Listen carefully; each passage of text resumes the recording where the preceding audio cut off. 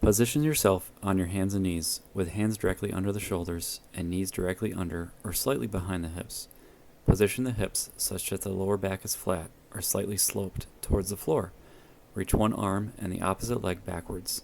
Focus on not allowing the hips to shift or the back to bend while performing. Hold each repetition for 5 to 10 seconds.